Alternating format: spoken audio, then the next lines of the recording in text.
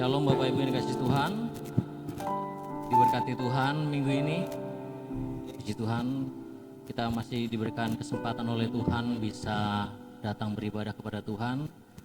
Saya yakin dan kita percaya waktu yang indah ini kita akan pergunakan sungguh-sungguh di hadapan Tuhan.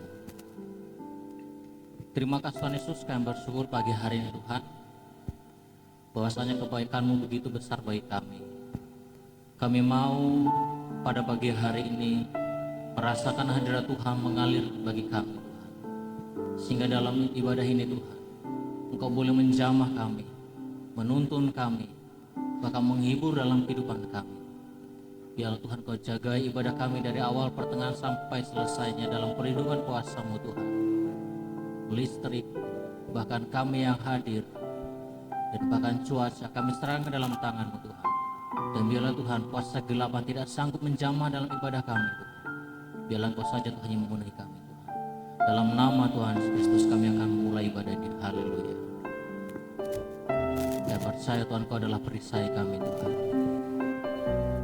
Walaupun di tengah badai Tuhan, kami percaya Tuhan Engkau yang membimbing setiap kehidupan kami. Haleluya.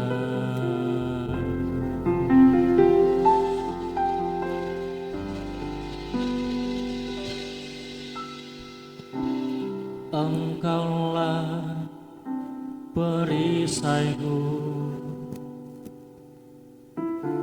saat badai hidup menerpaku. Firman-Mu di dalamku tenangkan jiwaku.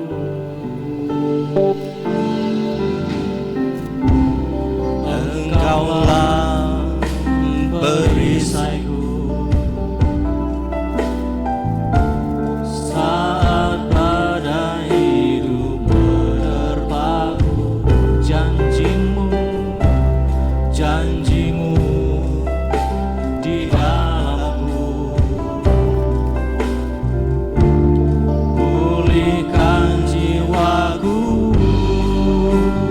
Bukan berdiri di tengah badai dengan kekuatan yang Kau berikan. Sampai kapanpun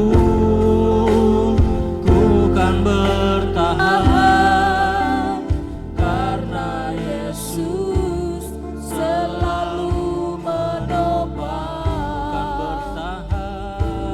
bertahan di dalam tekanan dengan kekuatan yang Kau berikan.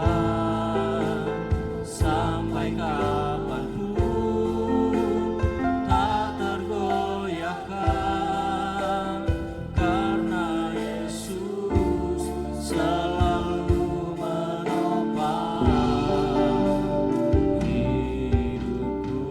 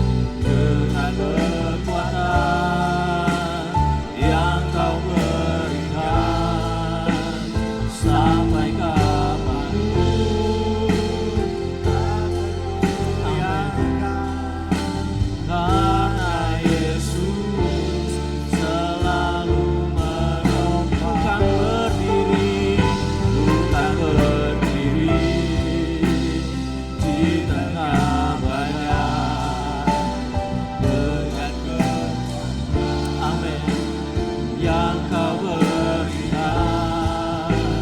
Sampai kapanpun bukan bertahan, karena Yesus selalu menolong. Bukan bertahan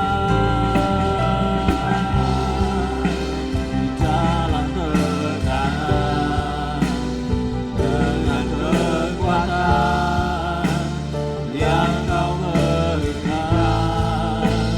Sampai kapanpun tak tergoyahkan, karena Yesus selalu. Sekali lagi bukan berdiri, bukan berdiri di tengah badai, dengan kekuatan yang kau berikan. Sampai kapanpun bukan bertahan, karena Yesus selalu bukan bertahan dalam tekanan, dengan kekuatan yang kau berikan. Sampai kapanpun tak tergoyahkan, karena Yesus selalu menopang. Bukan berdiri di tengah badai, dengan kekuatan yang kau berikan. Sampai kapanpun ku bertahan, karena Yesus selalu menopang. Bukan bertahan, bukan bertahan di dalam tekanan, dengan kekuatan yang kau berikan.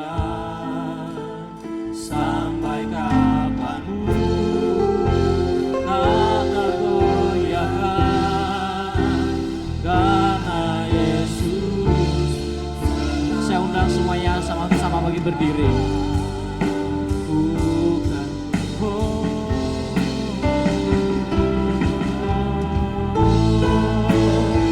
bukan berdiri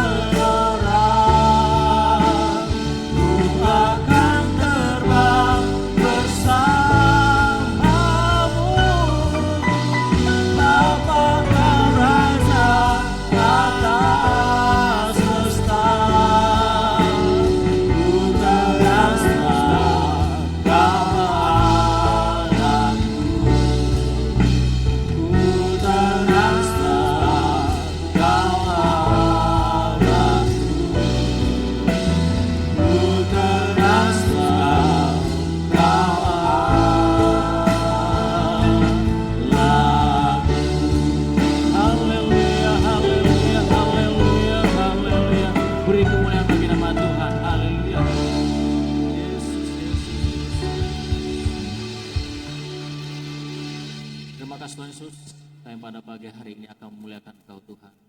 Biarlah Tuhan Kau bertata di atas pujian dan penyembahan kami Tuhan. Dan biarlah Tuhan kami disenangkan dan Engkau terlebih dahulu Tuhan disenangkan lihat puji-pujian kami Tuhan. Kami alaskan pujian kami dalam nama Tuhan kami Yesus Kristus yang siap sama-sama untuk memuji memuliakan Tuhan. Katakan amin.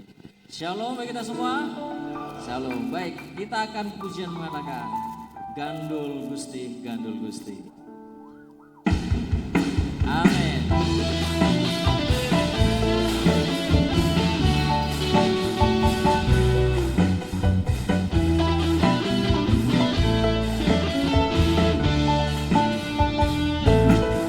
Gandul Gusti, Gandul Gusti, Gandul Gusti. Amin. Sampai dino wangi Gandul Gusti. Gandul Gusti, Gandul Gusti, Gandul Gusti. Amin. Sampai dino wangi Gandul Gusti. Ruang pracaya, ruang pracaya, ora bakal cilaka nangingmu. Amin. Selamiyo, amin. Adikku ayam tentrem, adikku rasa seneng, saben dina kula nggih. Ya amin. Gandul Gusti, Gandul Gusti, Gandul Gusti, Gandul Gusti. Sampai dina wangi Gandul Gusti, Gandul Gusti, Gandul Gusti, Gandul Gusti, Gandul Gusti. Amin. Sampai dina wangi Gandul amung pracaya, amung pracaya, ora bakal cilaka nanging uripku mulya selamiyo. Adikku ayam tentrem, adikku rasa seneng, saben dina kula nggih Gandul Gusti. Amung pracaya, kula amung pracaya, ora bakal cilaka nanging uripku mulya selamiyo. Amin. Atiku ayem tentrem, atiku rasa seneng, saben dina kula nggih Gandul Gusti. Kula amung pracaya, ora bakal cilaka nanging uripku mulya selamiyo. Adikku ayam tentrem, adikku rasa seneng, saben dina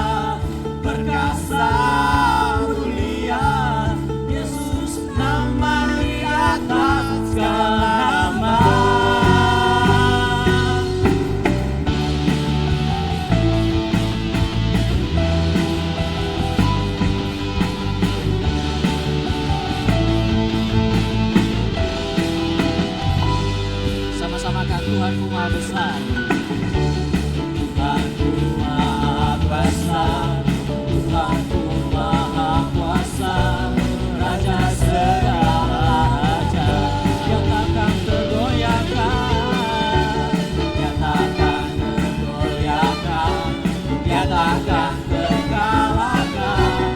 Dia itu tak berkuasa, serukan namanya, serukan namanya, Yesus Tuhan Raja, segala kuasa tunduk dalam namanya. Dia luar biasa, perkasa mulia, Yesus nama di atas segala nama.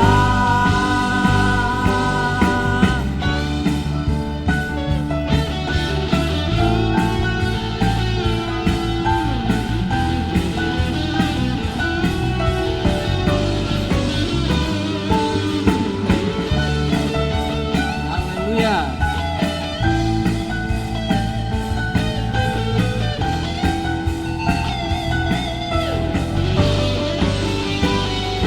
Serukan namanya, Yesus Tuhan Raja, segala kuasa tunduk dalam namanya. Dia luar biasa, perkasa mulia, Yesus nama di atas segala nama. Serukan namanya, Yesus Tuhan Raja, segala kuasa tunduk dalam namanya. Dia luar biasa, perkasa mulia, Yesus nama di atas segala nama. Yesus nama di atas segala nama. Yesus nama, Yesus nama di atas segala nama.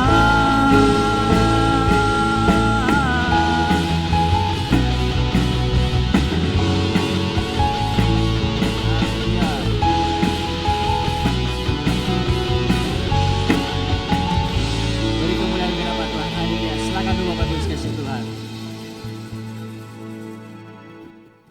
Sebentar kita akan mempersiapkan hati pikiran kita hanya untuk firman Tuhan. Biarlah Tuhan mendapati hati kita menjadi hati yang subur, tanah yang subur. Ketika firman itu datang, benih firman itu datang dalam kehidupan kita, firman Tuhan itu akan berakar, tumbuh besar, dan menghasilkan buah yang lebat. Dan buahnya itu manis, sehingga orang lain boleh merasakan betapa baiknya Tuhan dalam kehidupan kita. Kami mau tenang bersama dengan Kau Tuhan.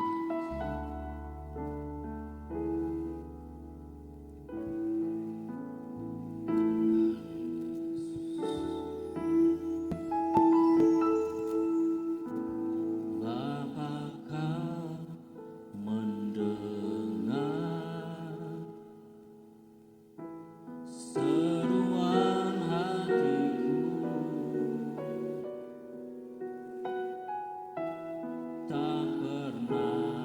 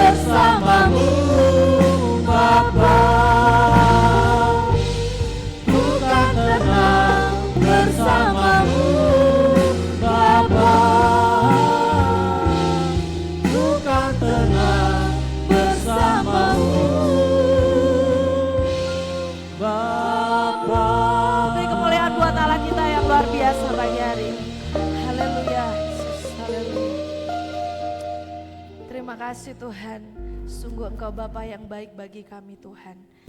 Kami terus merasakan ketenangan saat kami berjalan bersama Engkau Tuhan.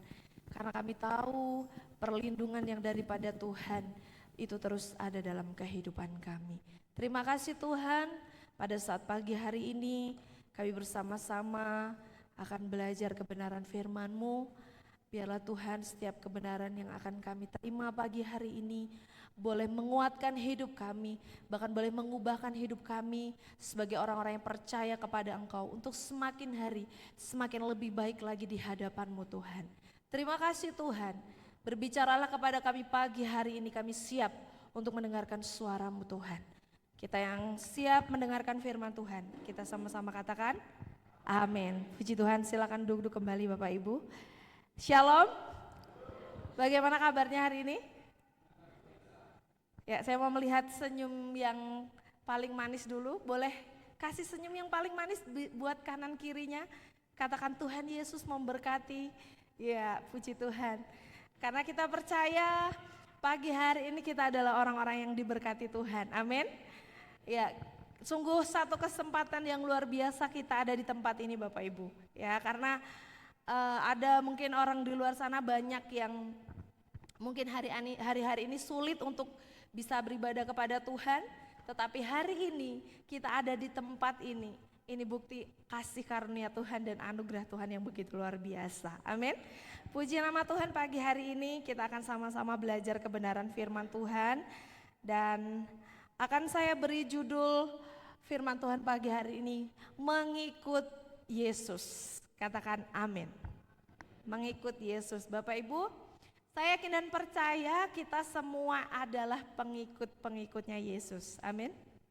Ya, bahkan kata pengikut Yesus itu, pengikut Kristus itu, Kristen itu artinya pengikut Kristus. Ya, jadi waktu kita dikatakan orang Kristen, berarti kita adalah orang yang mengikut atau bisa disebut dengan pengikut Kristus. Ya, Kristen itu disebut pertama kali di Antioquia pada waktu itu, dan sebenarnya kata Kristen itu dulu tuh sebagai ejekan Bapak Ibu. Jadi zaman dulu ketika ada orang yang percaya sama Tuhan, mereka tuh diejek dengan sebutan Kristen. Jadi dulu kata Kristen itu adalah kata-kata ejekan gitu ya. Oh, kamu Kristen ya, pengikut Tuhan ya gitu ya dulu. Dan pertama kali disebut itu di Antioquia ya. Jadi Kristen adalah pengikut Kristus, dan berkembangnya waktu ya sampai Kristen masuk di Indonesia, dan di Indonesia diakui Kristen sebagai sebuah agama. Dan yang sampai saat ini agamanya kita percayai. Amin. Puji Tuhan.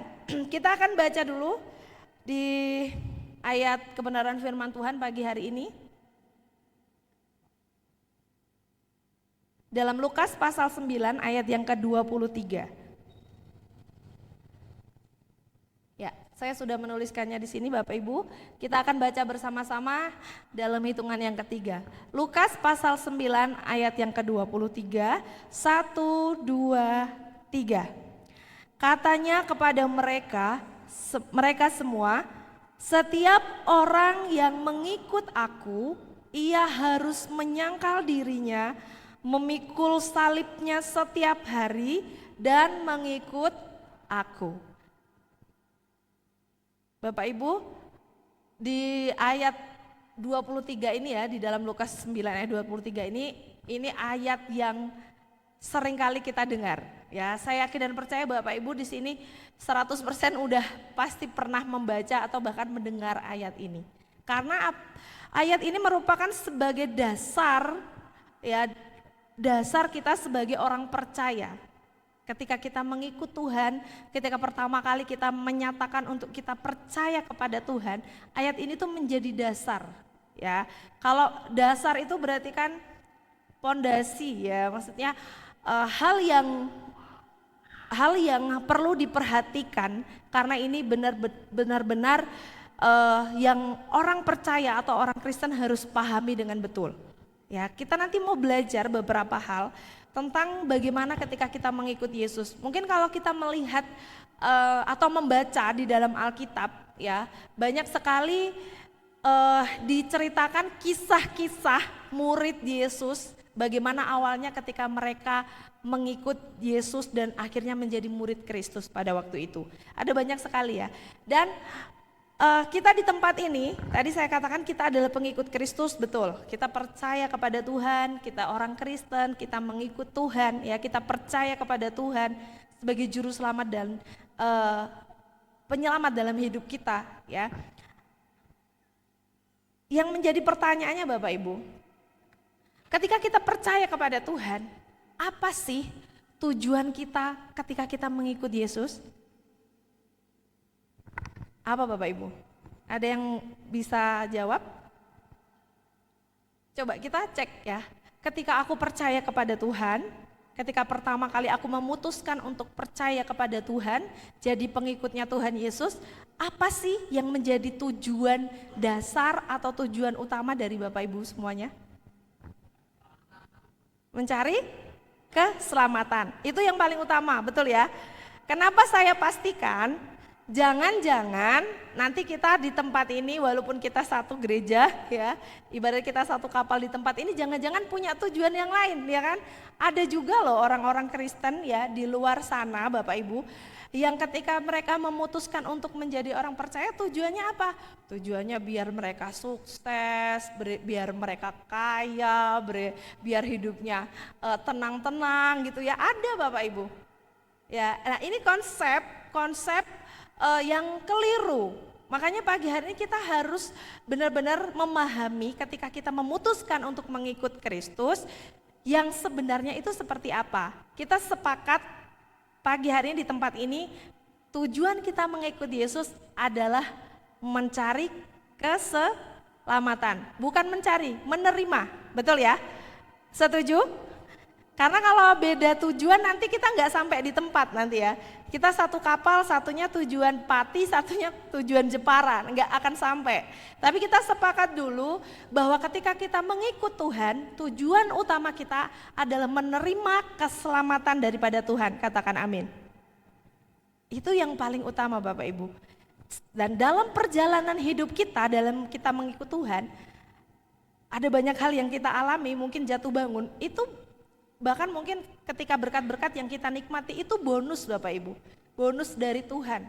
Tetapi tujuan utama yang paling mendasar adalah keselamatan dan hidup kekal yang akan kita terima. Itu adalah tujuan utama ketika kita mengikut Tuhan.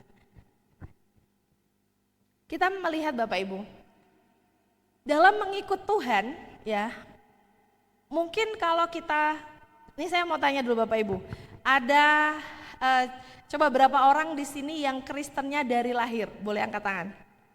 Kristennya dari lahir, dari kandungan, lahir langsung Kristen, banyak ya. Yang Kristennya baru sudah dewasa, ada?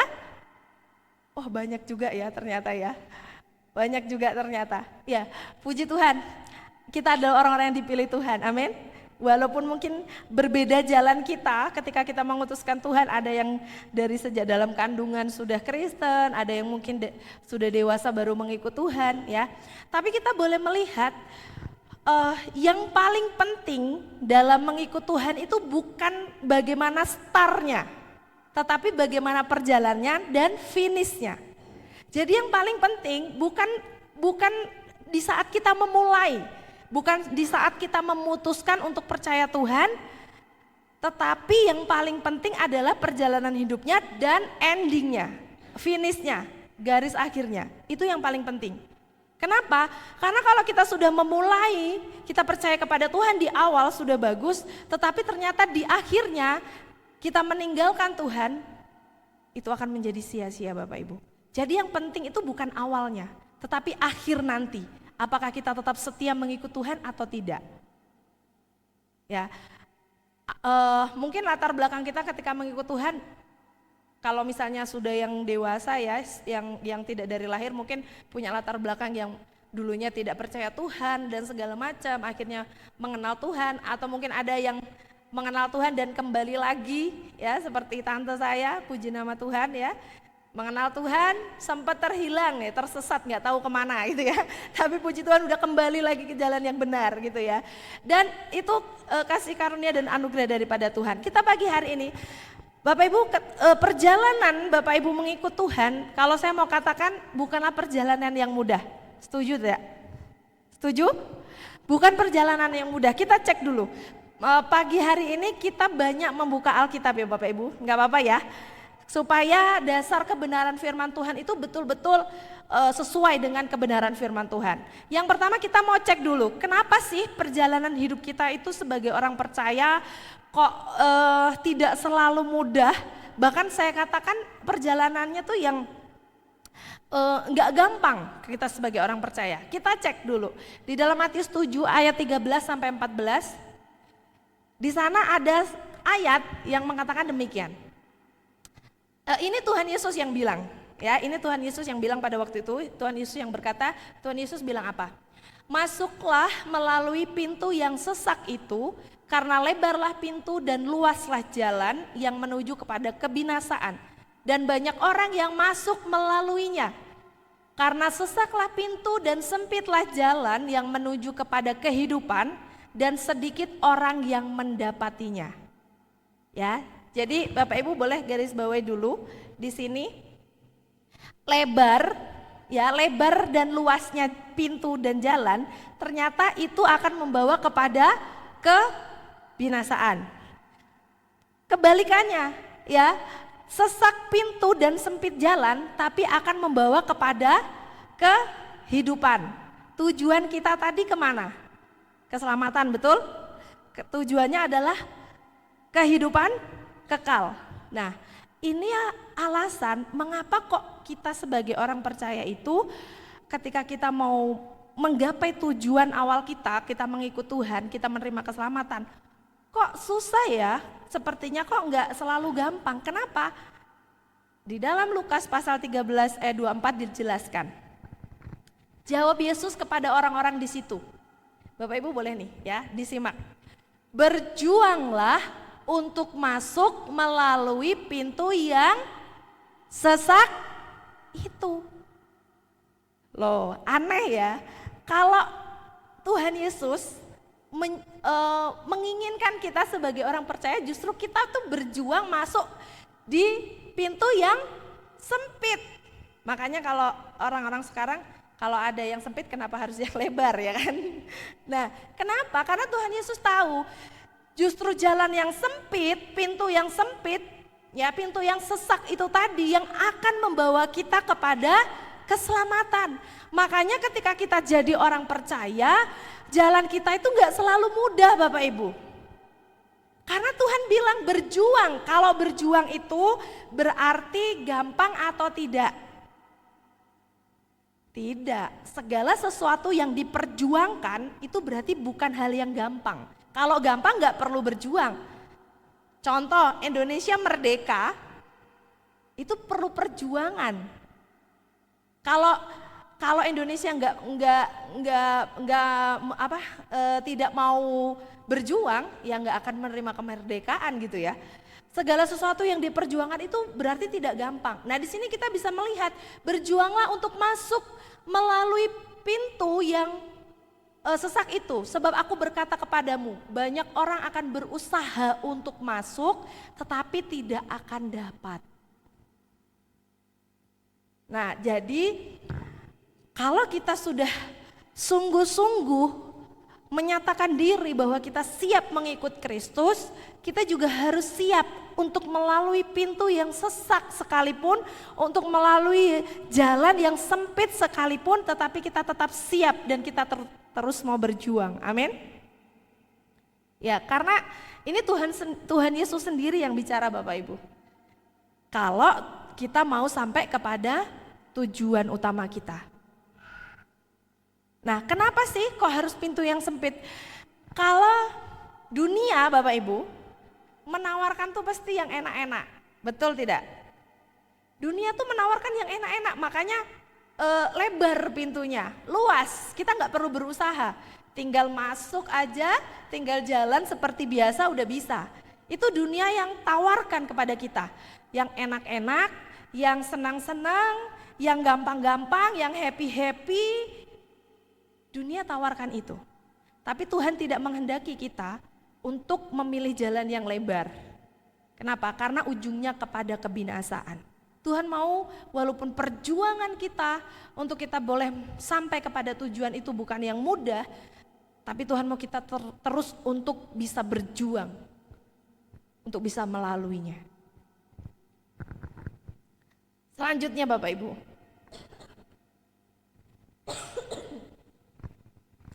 Maaf ya Bapak Ibu.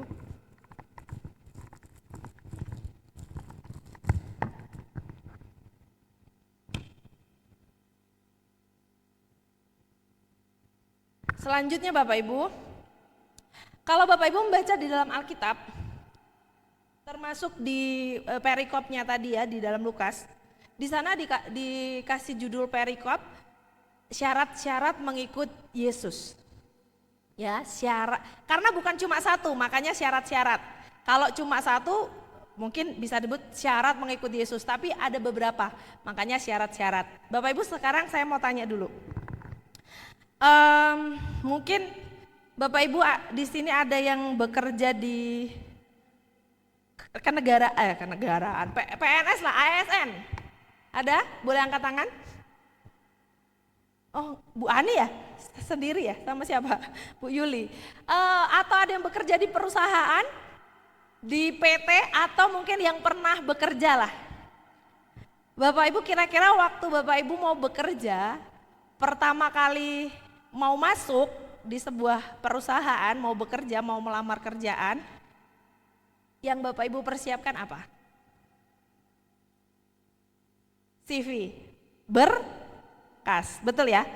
Bahkan kemarin terakhir tuh Mbak Endang kayaknya ya, waktu mau P3K betul ya, ngurus berkas surat sampai pusing gitu ya, ini itu. Nah, kalau di dalam CV itu kan banyak ya, mungkin ada KTP, ada KK, ada SKCK, ada apa lagi, surat lamaran dan sebagainya. Ya, saya dulu juga pernah soalnya dulu waktu mau bekerja, saya mempersiapkan apa syarat-syaratnya gitu. Nah, yang jadi pertanyaan, kalau Bapak Ibu pengen melamar di sebuah pekerjaan, sudah mempersiapkan semuanya, tapi ada satu syarat yang tidak terpenuhi, kira-kira diterima atau tidak? Diterima atau tidak nih? Mungkin SKCK-nya nggak ada, atau mungkin KTP-nya yang nggak ada, diterima atau tidak? Nggak diterima. Kenapa? Kadang yang lamarannya lengkap aja masih harus nunggu interview, nunggu diseleksi lagi, masih nunggu iya kalau lolos atau enggak. Itu yang lengkap, apalagi kalau syaratnya yang enggak lengkap. Nah, pagi hari ini kita mau belajar. Tadi kita mengikut Kristus, pengikut Kristus, betul ya, amin? Kita pengikut Kristus. Sebenarnya pengikut Kristus itu juga ada syaratnya dan ini tertulis di dalam Alkitab. Pagi hari ini kita mau belajar Bapak Ibu, apa saja sih syarat-syarat untuk kita jadi pengikut Kristus yang betul-betul sungguh-sungguh, ya nanti kita cek, ini aku benar-benar sudah mengikut Kristus atau belum? Atau hanya sekedar status, atau hanya sekedar ya yang penting aku orang Kristen lah, kalau minggu ke gereja.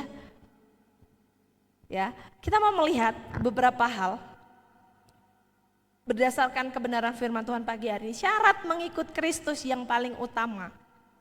Tadi sudah kita baca di dalam Lukas pasal 9 ayat 23. Yang pertama adalah menyangkal diri. Bapak Ibu udah gak asing ya dengan kata ini ya. Sudah sering kita dengar, betul? Menyangkal diri. Apa sih sebenarnya menyangkal diri itu? Ini dasar Bapak Ibu, jadi orang Kristen harus paham ini. Ya kalau kita sebagai pengikut Kristus kita nggak paham ini, nantinya susah. Kalau ada apa-apa kita gampang goyah. Karena ini pondasinya, ini kekuatannya supaya kita jadi pengikut Kristus itu nggak gampang goyah, nggak gampang terguncang oleh apapun. Ya, syarat mengikut Yesus yang pertama adalah menyangkal diri. Kita mau belajar apa sih sebenarnya menyangkal diri. Ya, kalau saya Saya melihat dari kamus Alkitab ya, saya mau membaca tafsiran-tafsiran, saya membaca buku-buku referensi.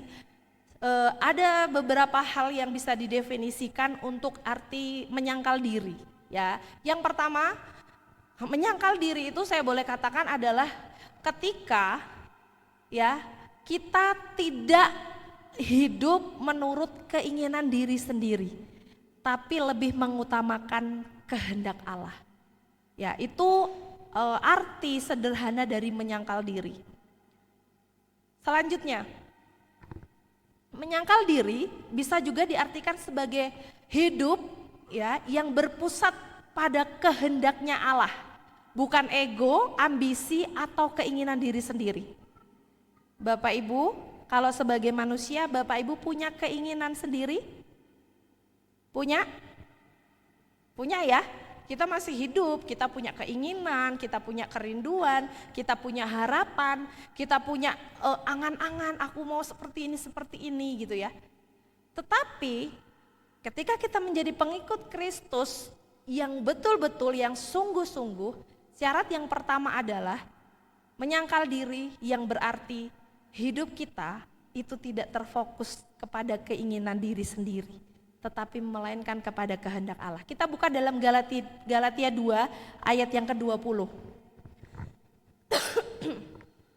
Galatia pasal 2 ayat yang ke-20.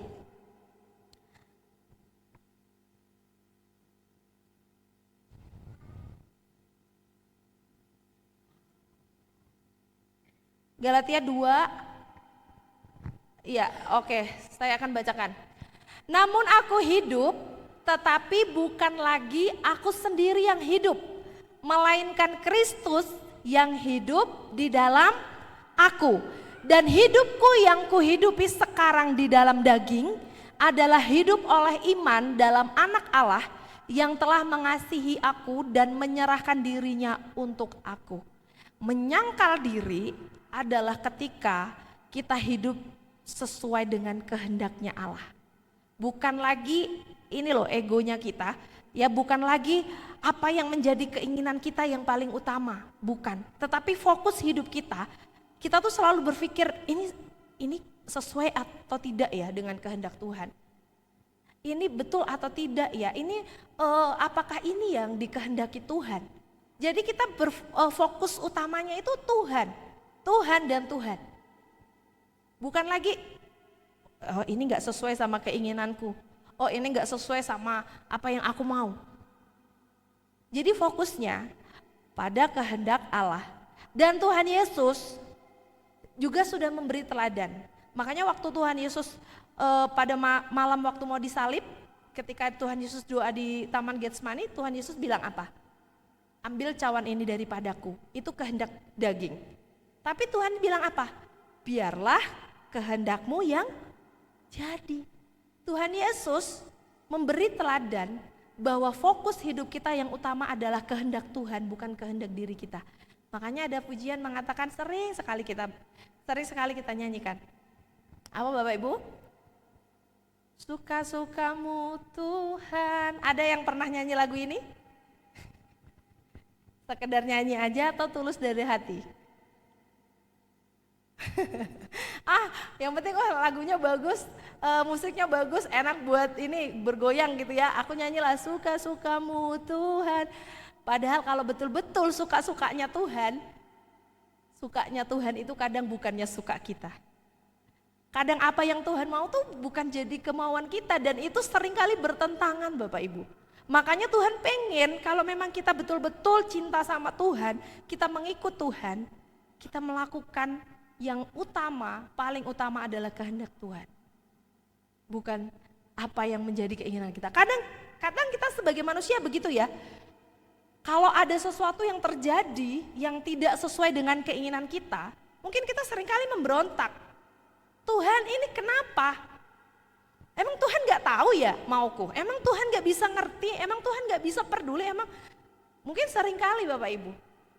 Padahal kita tidak tahu apa yang terjadi, mungkin hal yang tidak kita sukai sekalipun, hal yang mungkin tidak sesuai dengan keinginan kita sekalipun, itu bisa menjadi sesuatu yang luar biasa ketika Tuhan yang mengerjakan dalam hidup kita. Kalau sebagai manusia ya kita nggak bisa mengukur. Makanya waktu di FA ya, di FA dikatakan di sana ada ayat di poin yang kedua saya ingat, sebab rancanganku bukanlah rancanganmu dan jalanku bukanlah jalanmu, seperti tingginya langit dan bumi. Jadi kita tidak bisa mengukur seberapa besar kuasa Tuhan dalam hidup kita. Walaupun mungkin itu terjadi dalam hidup kita kesulitan, tadi seperti yang di awal ya, jalan kita terasa sempit, jalan kita terasa sesak, hidup ini terasa kok kesulitan. Tetapi ketika kita mau tetap terus percaya kepada Tuhan, dan kita lebih mengutamakan apa yang menjadi maunya Tuhan, berarti kita sudah menyangkal diri kita. Selanjutnya Bapak Ibu,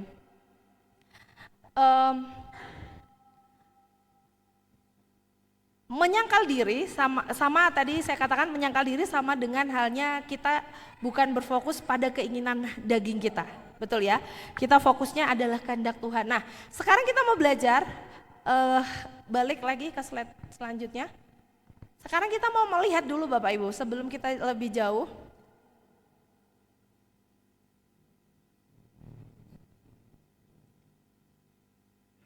Tidak usah buka ayat ya.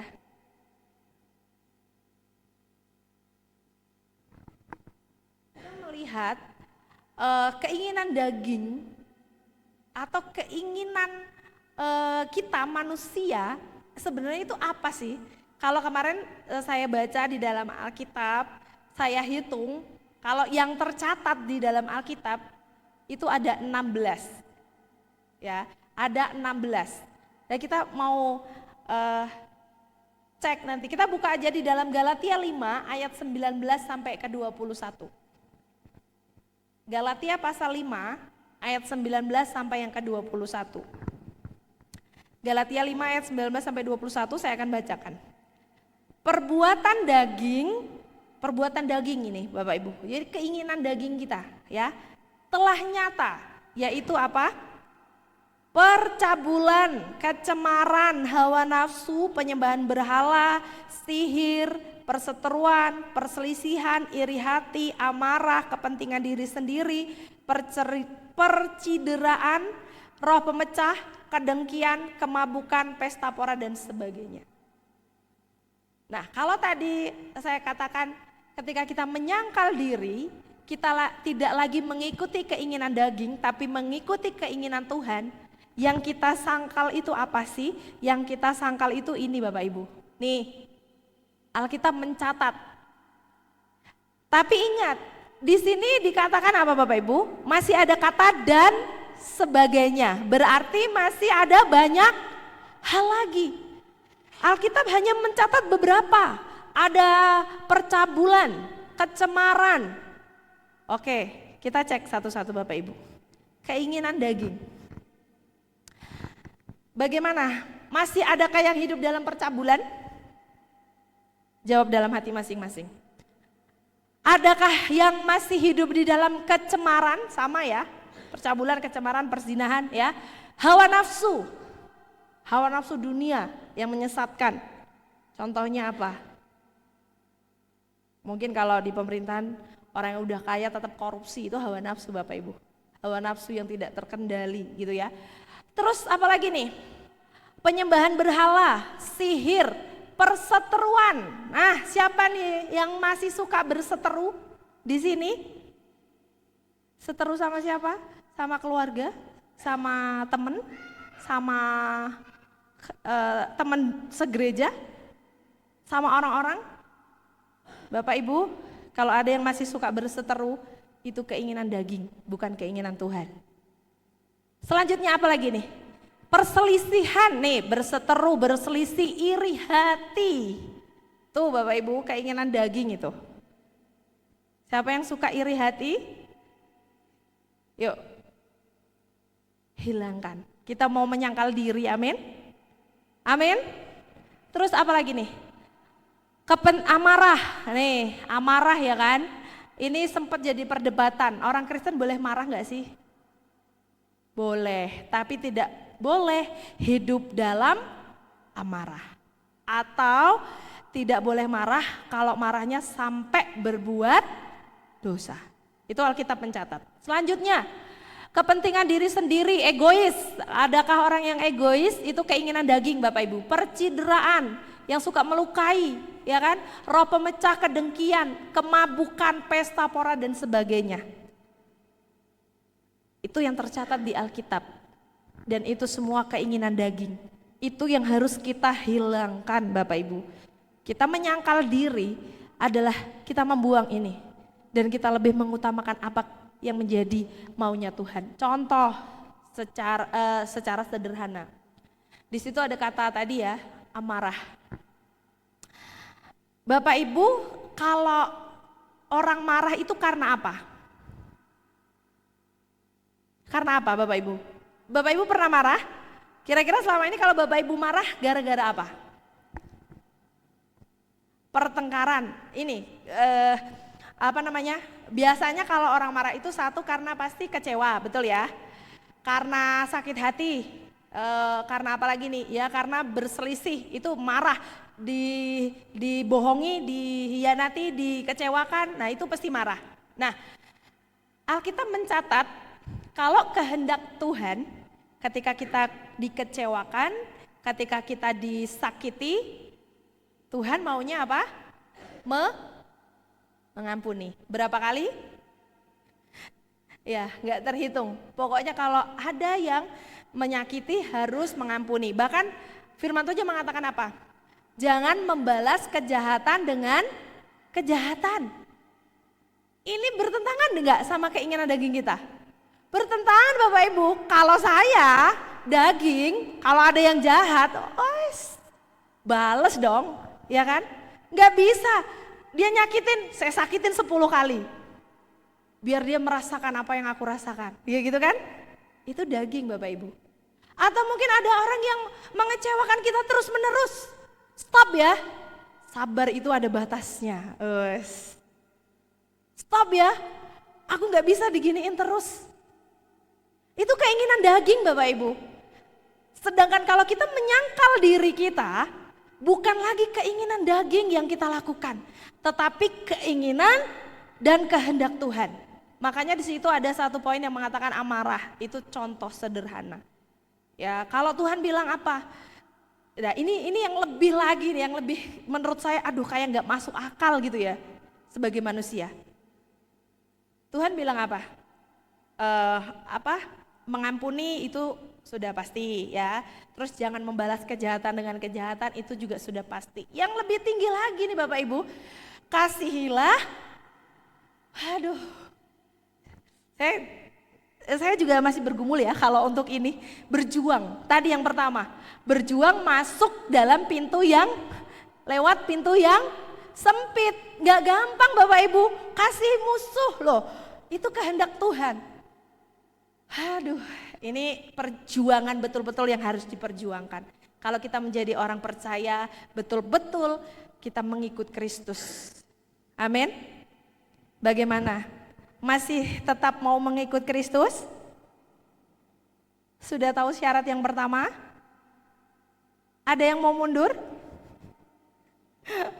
Ada yang mau mundur? Enggak ya. Tapi berat enggak Bapak Ibu syaratnya? Haleluya. Enggak ya. Intinya cuma satu. Ketika kita menyangkal diri, kita melakukan bukan keinginan daging, tapi kita harus bisa melakukan keinginan Tuhan.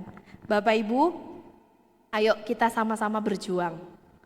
Kita sama-sama berusaha sekuat. Mungkin saat ini kita baru bisa mengampuni. Enggak apa-apa, besok kita naik level lagi, kita enggak membalas orang yang menyakiti kita. Besoknya kita naik level lagi, kita bisa mengasihi bahkan kepada orang-orang yang sekalipun menyakiti kita. Itu kita berjuang melalui jalan yang sempit. Selanjutnya, nah Bapak Ibu, kenapa sih kita harus menyangkal diri? Dalam Galatia 5 ayat 24 dikatakan, barang siapa menjadi milik Kristus Yesus, ia telah menyalibkan daging dengan segala hawa nafsu dan keinginannya. Roma 8 ayat 6 dikatakan juga, karena keinginan daging adalah maut, tetapi keinginan roh adalah hidup dan damai sejahtera. Jadi kenapa kita harus menyangkal diri? Supaya kita betul-betul menjadi milik Kristus dan kita memperoleh hidup dan damai sejahtera. Tujuannya hanya itu Bapak Ibu. Kenapa sih kita harus menyangkal diri kita? Kenapa kita harus menyangkal keinginan daging? Supaya kita betul-betul jadi milik Kristus. Jangan sampai kita hanya mengaku di depan, di luarnya aja. Aku pengikut Kristus, aku milik Kristus. Tapi pada hakikatnya ternyata Kristus tidak mengenal kita. Dan kita bukan menjadi milik Kristus. Kenapa? Karena kita tidak mau menyangkal diri. Kalau kita mau menyangkal diri dikatakan apa? Barang siapa menjadi milik Kristus, ya, ia sudah menyalibkan daging, menyangkal diri dengan segala hawa nafsu dan keinginannya. Dan penyangkalan diri yang akan membawa kita kepada hidup dan damai sejahtera. Jadi penting Bapak Ibu. Selanjutnya, keinginan daging itu perseteruan terhadap Allah Bapak Ibu. Ya, kita baca dulu dalam Roma ayat 8 ayat 7, sebab keinginan daging adalah perseteruan terhadap Allah. Karena ia tidak takluk kepada hukum Allah, hal ini memang tidak mungkin baginya. Ya, jadi keinginan daging itu tidak akan pernah takluk kepada keinginan Allah, kepada hukumnya Allah. Enggak akan, karena mereka itu berseteru. Selanjutnya, selain keinginan daging itu berseteru kepada kehendak Allah, keinginan daging itu juga bertentangan dengan keinginan roh atau kehendak Allah. Galatia 5 ayat 17. Sebab keinginan daging berlawanan dengan keinginan roh, dan keinginan roh berlawanan dengan keinginan daging, karena keduanya bertentangan. Jadi kenapa harus menyangkal diri? Karena hidup kita itu gak akan mungkin bisa melakukan kehendak Tuhan kalau kita tidak menyalibkan keinginan daging kita. Kenapa? Karena keinginan daging kita dengan keinginan roh itu bertentangan Bapak Ibu. Berseteru, mereka gak akan bisa bersatu. Kita gak akan mungkin bisa menuruti keinginan Allah kalau kita masih menuruti keinginan daging kita. Firman Tuhan jelas katakan mereka berdua ini ya bertentangan, bahkan berseteru, gak akan mungkin bisa bersatu. Bagaimana mungkin kita bisa dikatakan pengikut Kristus kalau kita masih melakukan kehendak daging? Karena kalau pengikut itu saya pernah sampaikan juga ya di doa pengerja kalau gak salah. Posisinya di mana Bapak Ibu? Di belakang, betul ya? Di belakang. Mungkin Kak Roy boleh maju sebentar?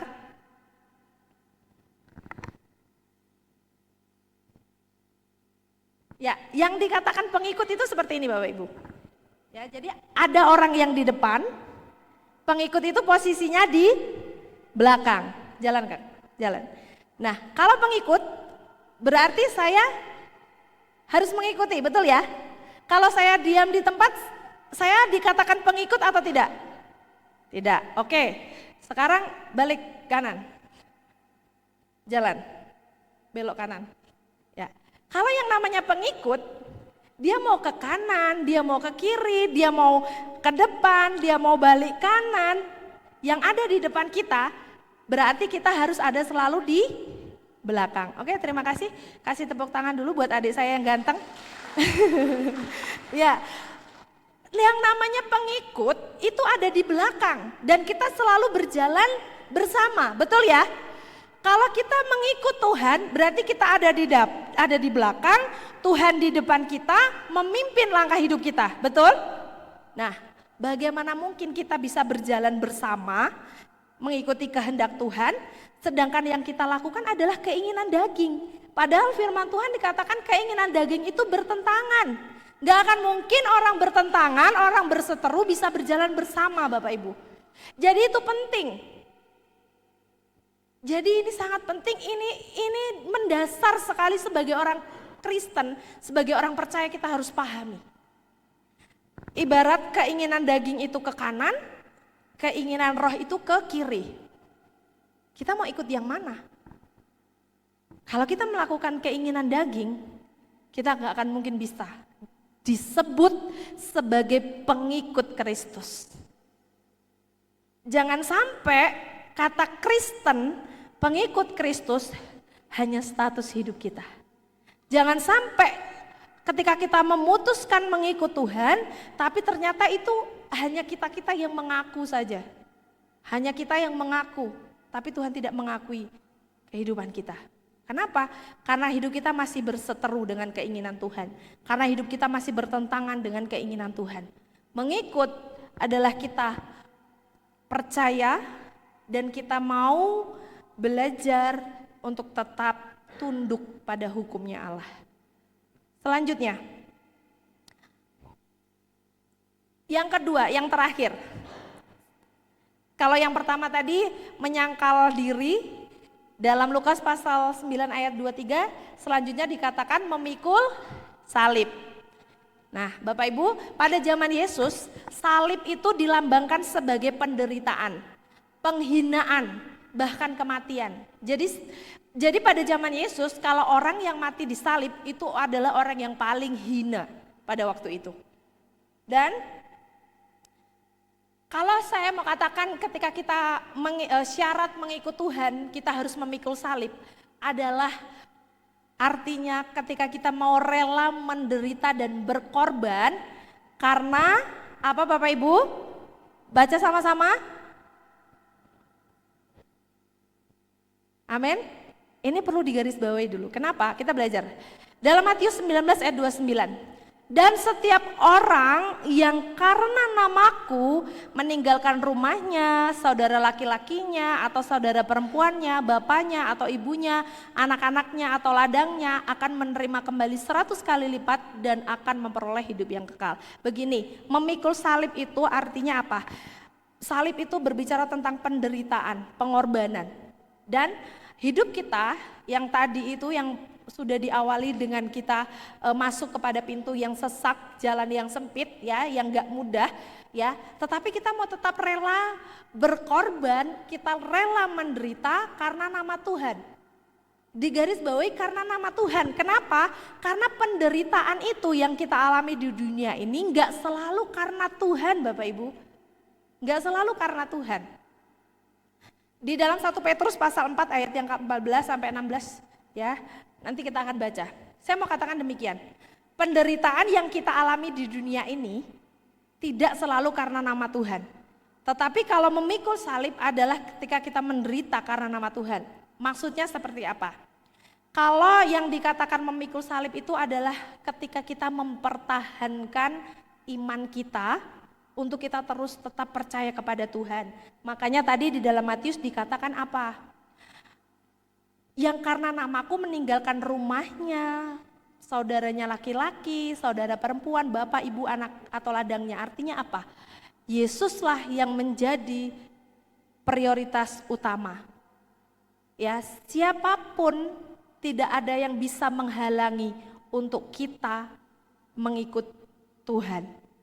Walaupun mungkin ini hanya secara kiasan ya, kita harus meninggalkan orang tua, kita harus meninggalkan mungkin anak, mungkin harta kita, mungkin apapun yang menjadi penghalang kita untuk kita tidak mengikut Tuhan. Contoh begini Bapak Ibu, dulu orang tua saya, ibu Muslim, tapi punya kerinduan untuk masuk ke percaya kepada Tuhan waktu menikah dengan Bapak. Dan yang ibu saya tinggalkan apa? Orang tua. Bahkan ibu saya ini termasuk anak yang dibuang sama orang tuanya. Kenapa? Karena ibu saya memilih untuk tetap mengikut Kristus. Yang dimaksud ayat ini seperti itu. Ya. Bahkan ya mereka menikah di Lampung, habis itu mereka meninggalkan kota Lampung menuju ke Palembang karena di Lampung itu mereka tidak bisa beribadah kepada Tuhan. Yang dimaksud memikul salib itu seperti itu Bapak Ibu. Tidak ada yang bisa menghalangi satupun yang bisa memisahkan kita atau yang membuat kita undur daripada Tuhan. Orang tua sekalipun, keluarga kita sekalipun, anak, saudara laki-laki, perempuan, ladang, harta kita sekalipun. Kalau itu menjadi penghalang, kita bisa nggak berkorban, kita rela nggak berkorban untuk kita tetap setia kepada Tuhan. Ingat, penderitaan adalah karena mempertahankan nama Tuhan. Bukan penderitaan ini ya, kalau penderitaan mungkin karena kita sakit, mungkin karena kita kesusahan ekonomi, mungkin karena kita masalah hidup, itu bukan memikul salib Bapak Ibu. Itu penderitaan hidup. Itu ujian hidup. Yang dinamakan memikul salib adalah esensinya berbicara tentang kita mempertahankan iman kita kepada Tuhan. Amin. Paham ya Bapak Ibu ya? Jadi jangan, wah aku sakit nih, aku memikul salib Tuhan. Bukan Bapak Ibu, sakit itu bukan pikul salib. Pikul salib itu kalau Bapak Ibu dianiaya karena nama Tuhan. Kalau Bapak Ibu dikucilkan karena nama Tuhan, kalau memang Bapak Ibu ditindas karena nama Tuhan, tapi Bapak Ibu tetap mempertahankan iman, itu yang dinamakan pikul salib. Amin. Itu yang dinamakan pikul salib Bapak Ibu. Contoh kalau di Alkitab, Stefanus ya, ketika memberitakan Injil, dia dirajam oleh batu dan sampai meninggal. Kenapa? Karena dia mempertahankan iman. Itu yang dinamakan pikul salib. Penderitaan yang kita alami karena kita mempertahankan iman, bukan karena masalah hidup. Makanya tadi dikatakan di dalam 1 Petrus dikatakan apa? Karena ini kita perlu catat, ada penderitaan yang karena ulah kita sendiri Bapak Ibu. Jadi kita harus bisa bedakan pikul salib, ini penderitaan yang kita alami ini, pikul salib atau memang ulah kita sendiri. Dalam Petrus dijelaskan, 1 Petrus, berbahagialah kamu jika kamu dinista karena siapa? Karena nama Kristus. Sebab roh kemuliaan yaitu roh Allah ada padamu. Janganlah ada di antara kamu yang harus menderita sebagai apa? Pembunuh atau pencuri atau penjahat atau pengacau. Tetapi jika ia menderita sebagai orang Kristen, maka janganlah ia malu, melainkan hendaklah ia memuliakan Allah dalam nama Kristus Yesus. Jadi kita harus bisa membedakan penderitaan yang ada dalam hidup kita akibat ulah kita sendiri atau memang memikul salib. Kalau akibat ulah kita sendiri ya ini ya, menderita karena apa? Pembunuh, pencuri, penjahat, pengacau. Karena dari setiap apa yang kita lakukan pasti ada akibatnya. Ya mungkin kalau kita sebagai penjahat, ya kita dikucilkan sebagai penjahat itu bukan pikul salib. Itu karena ulah kita sendiri. Tetapi kalau kita dikucilkan karena kita tetap mempertahankan nama Tuhan, 1 Petrus katakan apa? Janganlah ia malu. Bahkan roh kemuliaan itu ada pada kita. Dan hendaklah kita terus memuliakan nama Tuhan. Amin. Sebagai kesimpulan, bagaimana sudah segar? Sebagai kesimpulan Bapak Ibu, menyangkal diri dan memikul salib dengan setia. Ya, dengan setia Bapak Ibu ya. Karena tadi saya katakan yang paling penting adalah akhir, bukan awal. Setia artinya bukan berhenti di tengah jalan tapi sampai akhir. Menyangkal diri dan memikul salib dengan setia adalah syarat yang mutlak untuk kita mengikut Yesus. Amin. Syarat yang mutlak, gak bisa ditawar, gak bisa diganggu gugat, gak bisa dinego. Itu sudah harus kita alami, harus kita lakukan. Dan kabar baiknya, Yohanes 8 ayat 12 kita baca bersama-sama. Sebagai ayat penutup pada pagi hari, saya mengundang pemain musik dan Noel Singer untuk maju ke depan. Kita baca bersama-sama Yohanes 8 ayat 12. Maka Yesus berkata pula kepada orang banyak, katanya,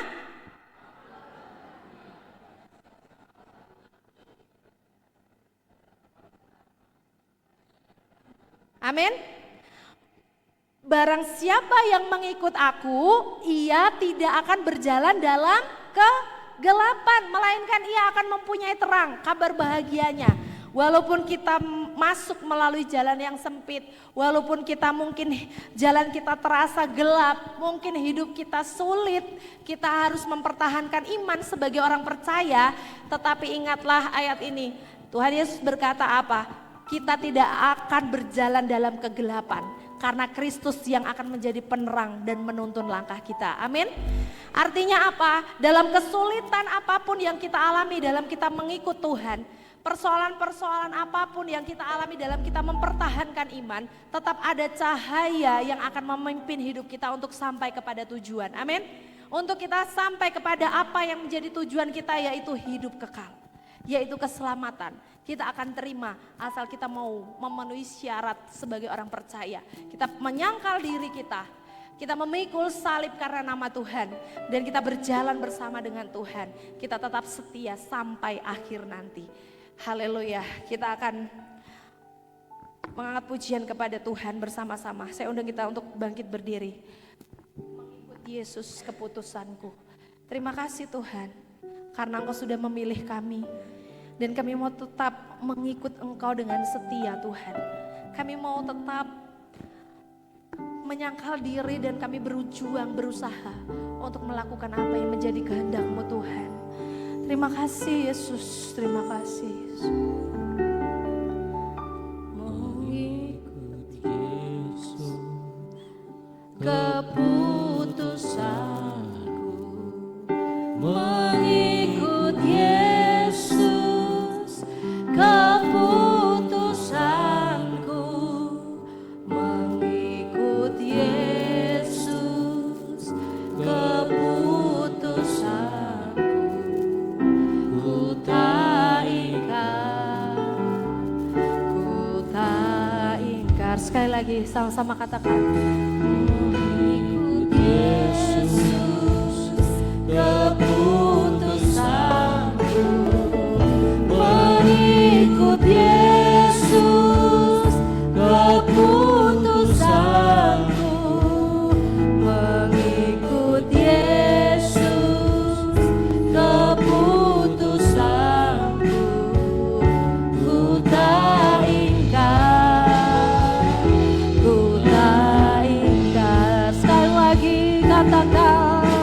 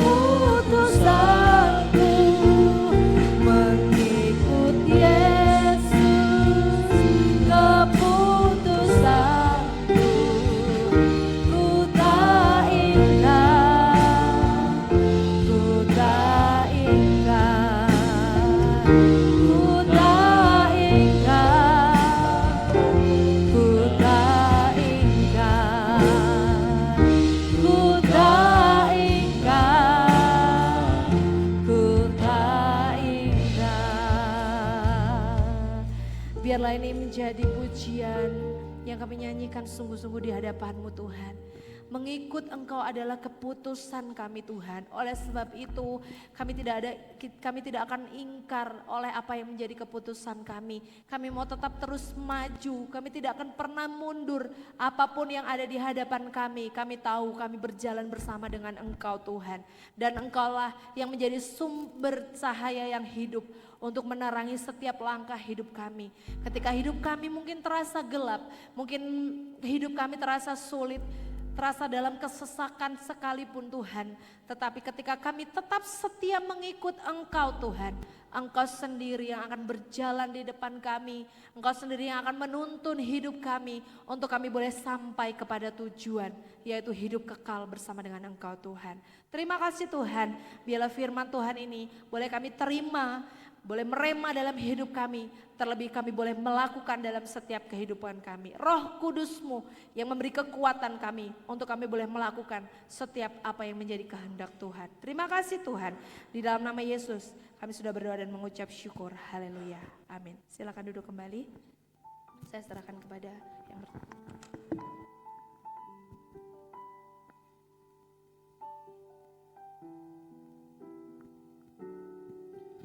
Puji Tuhan, diberkati Tuhan melalui firman Tuhan hari ini Bapak Ibu.